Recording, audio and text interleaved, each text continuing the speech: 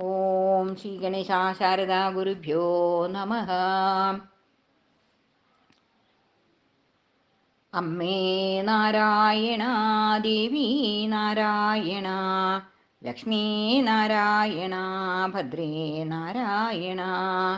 അമ്മേ നാരായണ, ദേവി നാരായണ, ലക്ഷ്മീ നാരായണ, ഭദ്രേ നാരായണ. ഓം ശ്രീ മഹാദേവ്യേ നമഃ. അഥ ശക്തിപ്രദാനം നാമ ദശമദശകം. തതോ വിമാനാദജ വിഷ്ണുരുദ്രാः ത്വദ്ഗോപുരദ്വാരവരുഹ്യ സദ്യഃ. സ്ത്രിയകൃതാ ദേവി തമേച്ഛയൈവ സവിസ്മയാസ്ത്വന്നികടം സമീയുः. കൃതപ്രമാണാസ്തവ പാദയുഗ്മ നഖേഷു വിശ്വം പ്രതിബിംബിതം തേ.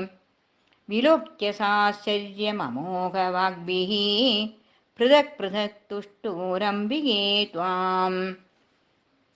നുതിപ്രസന്നാനിജ സർഗശക്തിം മഹാസരസ്വത്യഭിധാമജായ. രക്ഷാർത്ഥശക്തിം ഹരേ മഹാലക്ഷ്മ്യാഖ്യാം ച ലീലാനിരതേ ദദാത. ഗൗരീം മഹാകാള്യഭിധാം ച ദത്വാ സംഹാരശക്തിം ഗിരിശായ മാദഃ.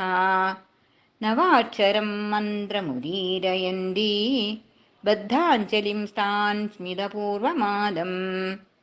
ബ്രഹ്മൻ ഹരേ രുദ്രമദീയ ശക്തി ത്രയേണ ദത്തേന സുഖം ഭവന്തഃ. ബ്രഹ്മാണ്ഡസർഗസ്ഥിതിസംഹൃതിശ്ച കുർവന്തു മേ ശാസനയാ വിനീതാഃ. മാന്യാ ഭവദ്ഭിः ഖലു ശക്തയോ മേ സ്യാശക്തിഹീനം സകലം വിനിന്ദ്യം.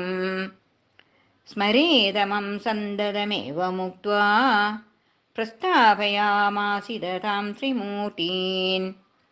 നത്വാ ത്രയസ്തേ ഭവതിം നിവൃത്താഃ പുംസം ഗതാ ആരുരുഹുർവിമാനം. സദ്യസ്ഥിരോധാസസുധാ സമുദ്രോ ദ്യൂപോ വിമാനശ്ച തിരോ ബഭൂവുഃ. ഏകാർണവേ പങ്കജസന്നിധൗ ച ഹതാസുരേ ഖലു തസ്തിവാംസാം.